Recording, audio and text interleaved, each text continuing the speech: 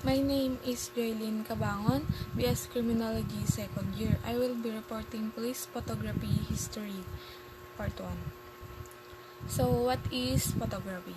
Photography is an art and science of reproducing image by means of light through some sensitized material with the aid of a camera, lens, and its accessories and the chemical process required in order to produce a photograph. So, bakit nga ba art? Because it is necessary to have a skills or the ability para makapag-produce tayo ng isang magandang image, and a science because there is a certain process or guidelines to reproduce an image. Reproducing image by means of light through some sensitized material. Ano nga ba itong mga sensitized material? So ito yung negative paper wherein sensitive sila sa light. Or kapag na mapasok yung light sa sensitized material, nagre-react ito agad kasi nga sensitive sila with the aid of a camera, lens, and its accessories. And para makapag-produce tayo ng tinatawag natin na photograph is kailangan din natin ng chemical process.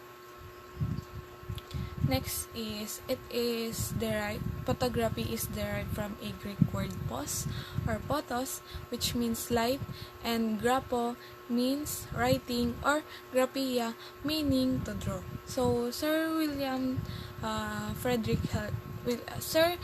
John Frederick William Herschel coined the word photography when he first wrote a letter to Henry Fox Talbot. Police photography. What is police photography? Police photography is the application of the principle of photography in relation to the police work in the administration of justice. So, dito sa police photography, ina-apply mo dito yung principles of photography or guidelines or process of photography in relation to a police work. For example, in a crime scene. So, it is necessary to capture yung mga physical evidences na makikita mo doon sa crime scene to preserve the crime scene.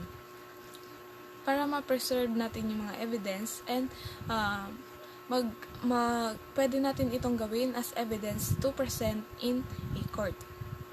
So, i-apply natin dito sa police photography, i-apply natin dito yung principles or the process of photography. Next is, there is a two phases of police photography, which are the technical photography and the forensic photography.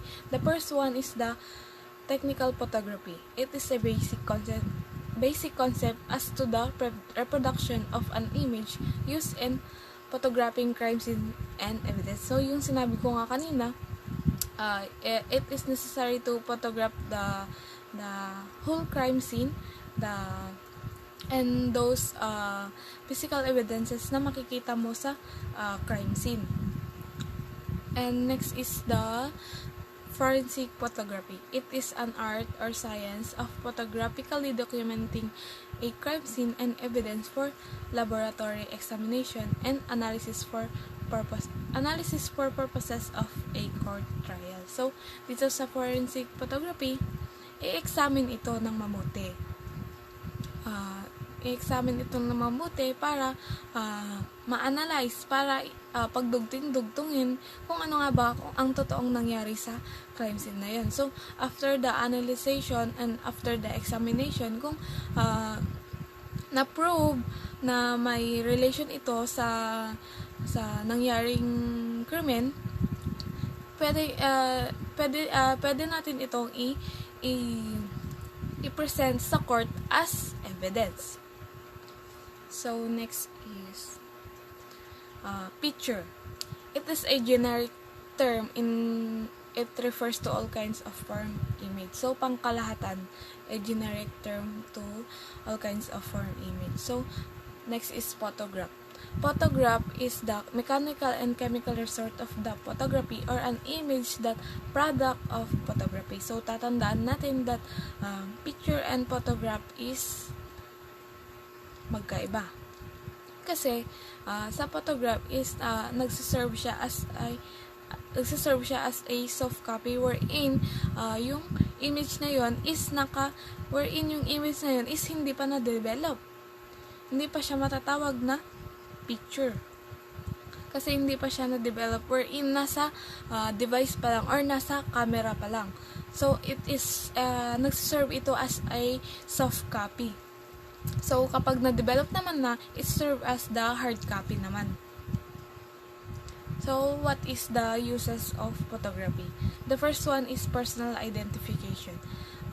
It is considered to be the first application of photography in police work. So, personal identification, it refers to identify the person or those person involved in a crime.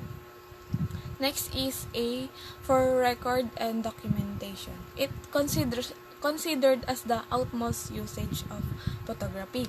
Why? Because it preserved the crime scene and the evidences na nakalap sa crime scene. Pina-preserve nito or for example, sa crime scene na yun, pumunta ka sa crime scene, so pag papunta ka pa lang sa crime scene, i-record mo na lahat.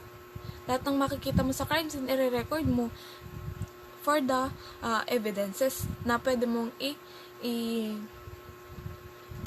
i-serve as evidence in the court. Next is history of photography. So, ito yung mga importante na tao dahil importante na tao kaya tayo nagkaroon ng photography. So, Sir John Frederick William Herschel coined the word photography. He accidentally discovered infrared photography. So, what is infrared photography? It is formed by infrared radiation. So, ano ba ang infrared radiation? So, ito yung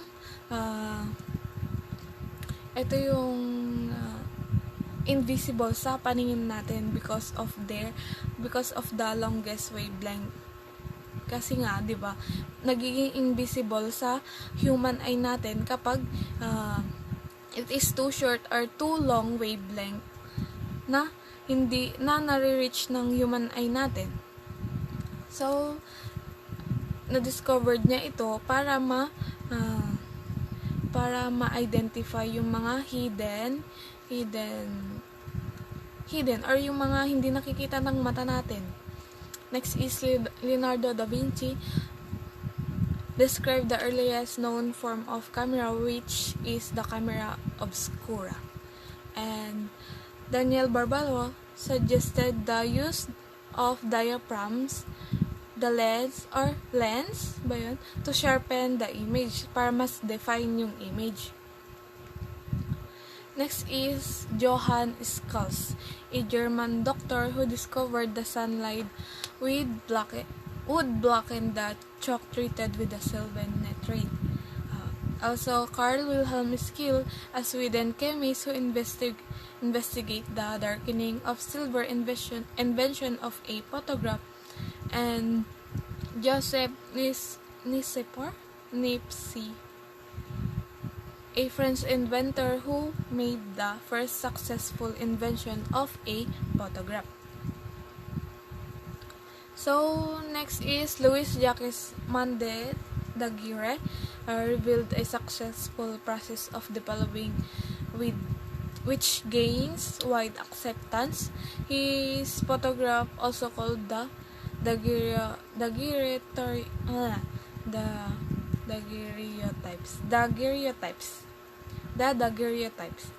William Henry Fox Talbot developed the first practical process producing the negative, and the process called calotype or the Talbotype. Also, Abel Nipsey de Saint Victor coated the glass plate with albumen which held the chemical fuzz.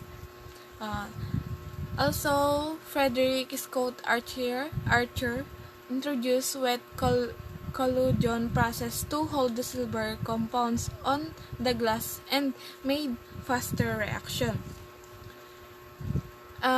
Also, Geronimo Cardano, an Italian who fitted the biconvex lens to the camera obscura in 1550. Also, Richard Leach Maddox. In England, he invented the first practical dry plate negative process using gelatin instead of collision to bind silver halides.